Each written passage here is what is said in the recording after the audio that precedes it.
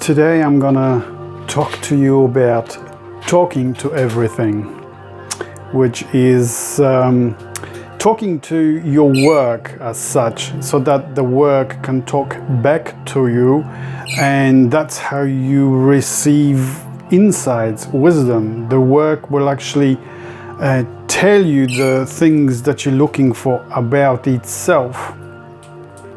And what this does is opens up your intuition. And once you open up your intuition, this connects you to that level of the soul or mind at large, or the quantum vacuum, or collective unconscious, or whatever really you like to call it. Because within this dimension there is knowledge of everything, the entire evolution of consciousness. And it's not only the evolution of consciousness of humanity, but it seems to be the entire evolution of consciousness of the universe. So what I'm trying to tell you today is about talking to things, talking to inanimate things that we are called inanimate in our rational culture, in our rational sciences. That is to say, they're not animated by anything, or by spirit, by consciousness. But if you actually talk to them, if you, for instance, you're working on a project, like I'll tell you a story of what happened to me once. Is I was working on a car, on an old vintage car, and I couldn't get the lights, the back lights, tail lights, to work. And I would change the globes, I would change the fuses, and tinker around with the wiring, and nothing. So, I just stood there perplexed, and I just started talking to the car. And I said, "No, what's the matter with you? What's going on? Why aren't the lights working? I've tried this for you, I've tried that for you, I've tried to be nice, I've tried to change your light globes and your fuses, and I tinkered with your wiring, and still nothing. So what is the matter with you? Can you tell me?" And then I walked away, went home, had a cup of tea. I'm sitting like I'm sitting now on my couch here in my sacred space. And then out of nowhere, just from itself, a voice said in my head, "The rear harness is broken." Now, to put that into perspective to you, people who are not familiar with cars and stuff like that, all the modern cars have simply just one harness from the front of the car to the back of the car, just one wiring. There is no front harness or rear harness, just one. So I thought to myself, well, this is absolute nonsense. There are no two harnesses in the cars. There's just one wiring. But I thought, all right, well, I'll go along with it like I always have. Stranger things have happened.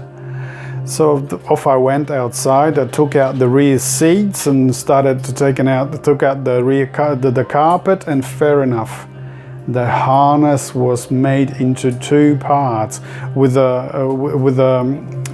connector that connected the front of the harness to the back of the harness. So there was a rear harness. And so I took the broken rear harness to the wreckers, was lucky enough to find something similar to it, and took it home, connected the two front harness and the broken rear harness I replaced it with the new harness. Bingo, I had rear lights.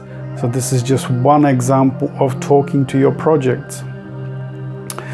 There's a wonderful story I want to share with you when it comes to this, from the story of, perhaps you have heard of her, Marija Gimbutas.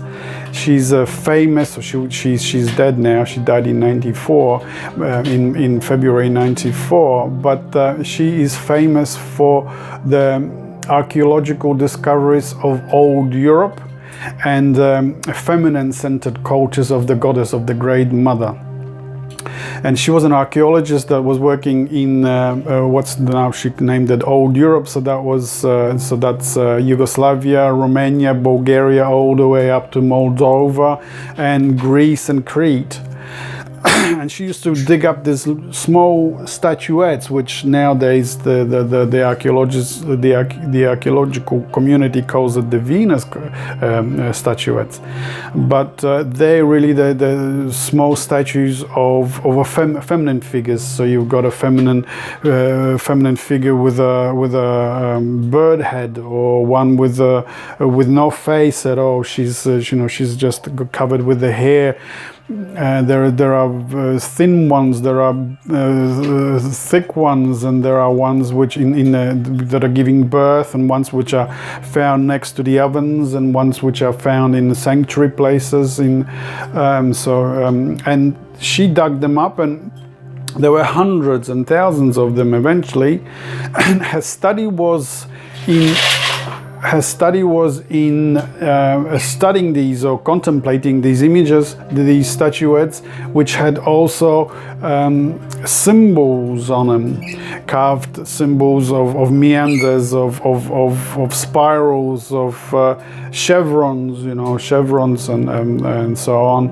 And the way the Marija worked with them was she would handle these images, these statuettes.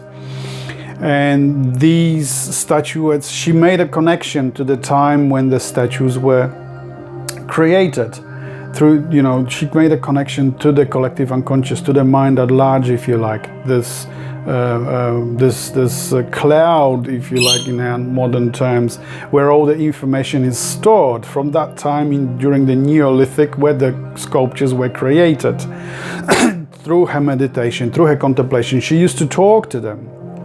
One person who worked with her, she was working in one room and Marija was working in the other. She says one day she hears Marija talking loudly, and she creeps up to her room, to the open door, and there she sees Marija sitting on the floor, meditating, holding one of these statuettes in her hands and saying, "Yes, I understand. Yes, that makes sense. Yes, that seems to be that's right."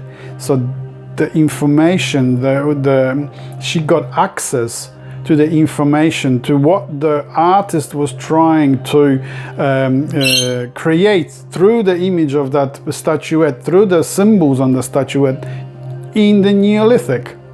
And this is what she wrote about. And in many books, her most famous book was The Language of the Goddess, where she presented her findings, the interpretations of the meaning of the symbols on the statuettes and the statuettes themselves. There were the symbols were also not only on statuettes; they were also on pottery and on engravings and such. So this is one story of when you talk to something, you stay with it. Eventually, it will talk back. It will talk to you. You're making a connection, a conscious, intuitive connection to the dimension where all this information is still stored. Another such wonderful story of talking to things and receiving wisdom directly, wisdom from it, talking back to you while you're doing your studies, is the story of a biologist, Barbara McClintock. Now, her study was the study of chromosomes of corn. And she used to talk to them. She even called them my friends, and they talked back to her. And she wrote everything that the chromosomes told her and presented that as her findings, as her thesis to a scientific community. And when she finished her presentation, there was a stunned silence. She presented such information that they couldn't imagine that it was possible to know all these things. But the chromosomes told her. She made a connection to the mind at large, to the collective unconscious, and she directly received the information what these mysteries of the chromosomes mean. 40 years later, she received the Nobel Prize in biology, in sciences, for that discovery. You know, it took the scientific community 40 years to catch up to where she already was intuitively. So, you know, so there's this, what I'm trying to point across, that there is this connection, this kinship with things, which everything is conscious. There's consciousness in everything. Even, you know, in my old car, if you like, there's consciousness, because if you believe, if you stay with the question, if you talk to the object and you stay with the question, eventually it will talk back to you. But you got to be ready to write it down. Like I said so many times in the other interviews, either walk with a notepad and pen, or with a recording device, or whatever way that you can catch this information, because it will probably happen in a time when you least expect it. So there is this, in our rational society, we are told only to value the brain, the head, you know, everything is completely, what is irrational is not relevant.